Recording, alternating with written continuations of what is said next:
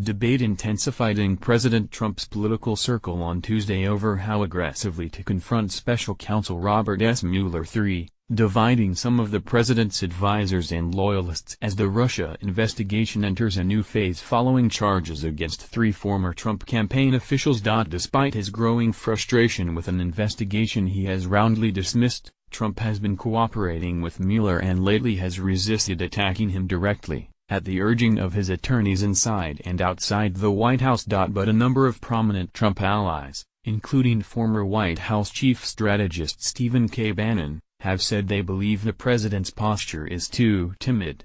Seeing the investigation as a political threat, they are urging a more combative approach to Mueller that would damage his credibility and effectively kneecap his investigation. Still, Bannon and others are not advising Trump to fire Mueller, a rash move that the president's lawyers and political advisers oppose and insist is not under consideration. Bannon in recent days has spoken with Trump by phone to relay his concerns about the president's position and to counsel a shift in strategy, according to 3 people with knowledge of the conversation.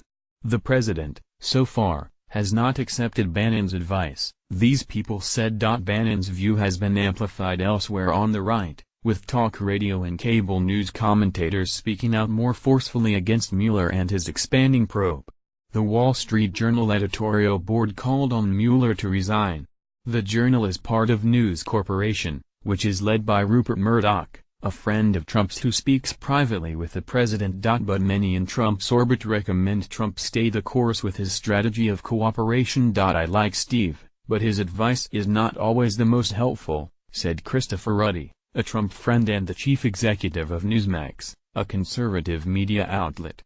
In this case, whatever Steve says, the president should do the opposite. The tensions extend to Capitol Hill, where Republican lawmakers have mostly split into 2 camps: those who are wary of weighing in on Mueller's investigation and those who see it as a prime political target. Bannon is demanding that GOP leaders move aggressively to end congressional probes into Russian interference, undermine Mueller's investigation and increase scrutiny on Democratic controversies. The Republicans are like church mice, Bannon said Tuesday.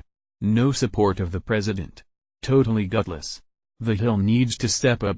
Senator Judiciary Committee Chairman Charles E. Grassley, Republican Iowa, said he believes Republicans should proceed carefully and called Mueller a very ethical person. I don't know how you could improve things by interfering, Grassley said.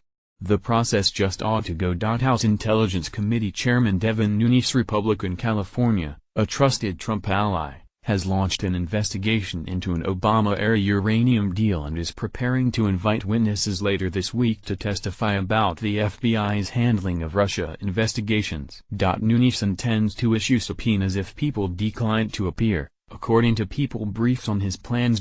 Former House Speaker Newt Gingrich, an informal Trump advisor who praised Mueller earlier this year after his appointment as special counsel, said he has slowly soured on the former FBI director and agreed that Congress should put a harsher national spotlight on him. Mueller ought to be held accountable, Gingrich said. He ticked through a series of what he considers questionable moves by Mueller and his team, including their handling of former Trump foreign policy advisor George Papadopoulos, who the government described in Monday's indictment as a proactive cooperator. Congress should look seriously at whether Mueller put a wire on this guy and sent him around to entrap people, Gingrich said. If that happened, Congress better see the full transcripts, not just the FBI's edited versions. Congress should also ask why they're raiding former campaign chairman Paul Manafort's home at 5 a.m. for a white-collar crime from a few years ago. This sentiment is not heard at the White House, however, where officials have been careful not to antagonize the special counsel. Our approach has been to be cooperative and responsive and to see this come to a quick conclusion, White House Press Secretary Sarah Huckabee Sanders said. Have we been aggressive in our comments and our feelings towards the Clinton campaign and the DNC? Yes.